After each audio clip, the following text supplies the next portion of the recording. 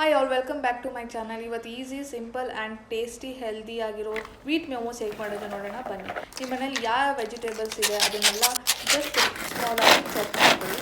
ನಾನು ಇಲ್ಲಿ chopper use ಮಾಡ್ಕೊಂಡು ಚಾಪ್ ಮಾಡ್ಕೊಂಡಿದ್ದೀನಿ. ನೆಕ್ಸ್ಟು ಇದಕ್ಕೆ ಸ್ವಲ್ಪ ಬೇಕಾಗಿರೋದು ಬೆಳ್ಳುಳ್ಳಿ, ಒಂದು 5 to 6 ಬೆಳ್ಳುಳ್ಳಿ ತೊಗೊಂಡ್ರೆ ಸಾಕಾಗುತ್ತೆ. ಇದಕ್ಕೆ ಇಷ್ಟೇ ಇಂಗ್ರೀಡಿಯೆಂಟ್ಸ್, ಇನ್ನೇನು ಬೇಕಾಗಿಲ್ಲ. ನೆಕ್ಸ್ಟ್ ಇವಾಗ ಒಂದು ಪ್ಯಾನ್ ತೊಗೊಳ್ಳಿ. ಪ್ಯಾನಲ್ಲಿ ಸ್ವಲ್ಪ ಆಯಿಲ್ ಇಲ್ಲ ಗೀ ಬಟರ್ ಯಾವುದಾದ್ರೂ ಹಾಕೋಬೋದು ನೀವು. ನೆಕ್ಸ್ಟು ಗಾರ್ಲಿಕ್ ಹಾಕೊಳ್ಳಿ, ಸ್ವಲ್ಪ ಅದನ್ನು ಜಸ್ಟ್ ಫ್ರೈ ಮಾಡಿ ಸಾಕು. ನೆಕ್ಸ್ಟ್ ಚಾಪ್ ಮಾಡ್ಕೊಂಡಿರೋ ವೆಜಿಟೇಬಲ್ಸ್ ಎಲ್ಲ ಹಾಕಿ ಅದನ್ನು ಜಸ್ಟ್ ಸ್ಟರ್ ಮಾಡಿ ಒಂದು 2 to 3 minutes ಸ್ಟೀಮ್ ಮಾಡಿದರೆ ಸಾಕು. ಅದು ಫುಲ್ ಬಾಯ್ಲ್ ಆಗಿರೋದು ಏನು ಬೇಕಾಗಿಲ್ಲ, ಯಾಕಂದರೆ ನಾವು ಸ್ಟೀಮ್ ಮಾಡ್ತೀವಲ್ಲ ಅದಕ್ಕೋಸ್ಕರ.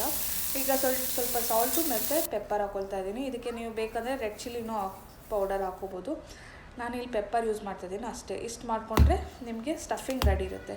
ಇಲ್ಲಿ ಡೋನ ರೆಡಿ ಮಾಡ್ಕೊಂಡಿದ್ದೀನಿ ನಾನು.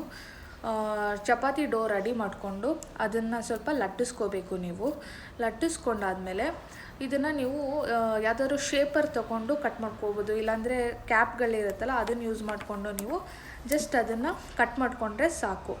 ನೆಕ್ಸ್ಟ್ ಅದನ್ನು ಕಟ್ ಮಾಡ್ಕೊಂಡಾದಮೇಲೆ ಸ್ಟಫಿಂಗ್ ಏನು ರೆಡಿ ಮಾಡ್ಕೊಂಡಿರ್ತೀರ ನೋಡಿ, ಆ ಸ್ಟಫಿಂಗ್ನ ನೀವು ಇದರಲ್ಲಿ ಹಾಕಿ ಯಾವ ಮೋದಕ ಶೇಪು ಇಲ್ಲ ನಿಮ್ಗೆ ಯಾವ ಶೇಪ್ ಬರುತ್ತೆ ಅದನ್ನು ಯೂಸ್ ಮಾಡಿಕೊಂಡು ಸ್ಟಫಿಂಗ್ ಮಾಡ್ಕೊಳ್ಳಿ. ಸ್ಟಫಿಂಗ್ ಬಗ್ಗೆ ತಲೆ ಕೆಡಿಸ್ಕೋಬೇಡಿ, ಯಾವ ಥರ ಬರುತ್ತೆ ಅದನ್ನು ಆ ಥರ ಸ್ಟಫಿಂಗಲ್ಲಿ ಮಾಡಿ. ನೆಕ್ಸ್ಟ್ ಇದು ಸ್ಟಫಿಂಗ್ ಆದಮೇಲೆ ಇದನ್ನು ಸ್ಟೀಮ್ ಮಾಡ್ಕೋಬೇಕು ಒಂದು 10 minutes. ಸೊ ಸ್ಟೀಮರ್ ಇದ್ದರೆ ಸ್ಟೀಮರ್ ಯೂಸ್ ಮಾಡಿ, ಇಲ್ಲಾಂದರೆ ಇಲ್ಲಿ ನಾನು ಯೂಸ್ ಮಾಡ್ತಿರೋದು ಒಂದು ಬಾಣಲಿನ ತೊಗೊಂಡಿದ್ದೀನಿ. ಸೊ ಇಲ್ಲೊಂದು ಟಿಪ್ಸ್ ಏನು ಹೇಳ್ತೀನಿ ಅಂದರೆ, ಬಾಣಲಿಗೆ ತಳ ಹಿಡಿಬಾರ್ದಂದರೆ ಅದಕ್ಕೆ ಒಂದು ಸ್ಮಾಲ್ ಪೀಸ್ ಲೆಮನ್ ಹಾಕ್ಕೊಂಡ್ರೆ ನಿಮಗೆ ತಳ ಹಿಡಿಯಲ್ಲ, ಅದೊಂದು ಟಿಪ್ಸು. ಸೊ ಇಲ್ಲಿ ನಾನು ಬಾಣಲಿಗೆ ವಾಟರ್ ತೊಗೋತಾ ಇದ್ದೀನಿ, ಅದಕ್ಕೆ ಲೆಮನ್ ಹಾಕೋತಾ ಇದ್ದೀನಿ.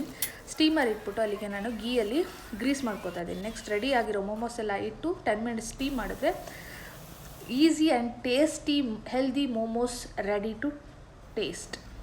ಸೊ ನೀವು ಮನೇಲಿ ಟ್ರೈ ಮಾಡಿ ಹೇಗಿದೆ ಅಂತ ಹೇಳಿ. ಇದನ್ನು ನೀವು ಕೆಚಪ್ ಜೊತೆ ಸರ್ವ್ ಮಾಡಿ ಕೊಡ್ಬೋದು. ಮಕ್ಳಿಗಂತೂ ತುಂಬ ಇಷ್ಟ ಆಗುತ್ತೆ. ಯಾವ ಮಕ್ಕಳು ವೆಜಿಟೇಬಲ್ಸ್ ಎಲ್ಲ ತಿನ್ನಲ್ಲ ಅಂತಾರೋ ಇದನ್ನು ಈ ಥರ ನೀವು ಮಾಡಿ ಕೊಟ್ಟರೆ ನಿಜ ಇಷ್ಟಪಟ್ಟು ತಿಂತಾರೆ. ಸೊ ಇದನ್ನು ನೀವು ಒಂದು ಸಲ ಟ್ರೈ ಮಾಡಿ ನನ್ನ ಕಮೆಂಟ್ ಮೂಲಕ ಹೇಳಿ.